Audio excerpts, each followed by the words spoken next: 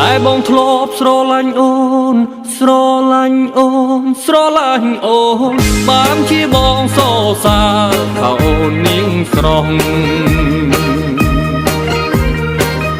សំទាំងអស់គ្មានតកនលែងណាចិត្តរៀមស្មែតែពើប្រលឹងពេលអូនញញឹមពេលអូននាងខឹងពេលប្រលឹងយំពេលអូននៅស្ងៀមរឹកពីអមអៀនឲ្យរៀមស្នេហាចិត្តរៀមចងប្រាថ្នា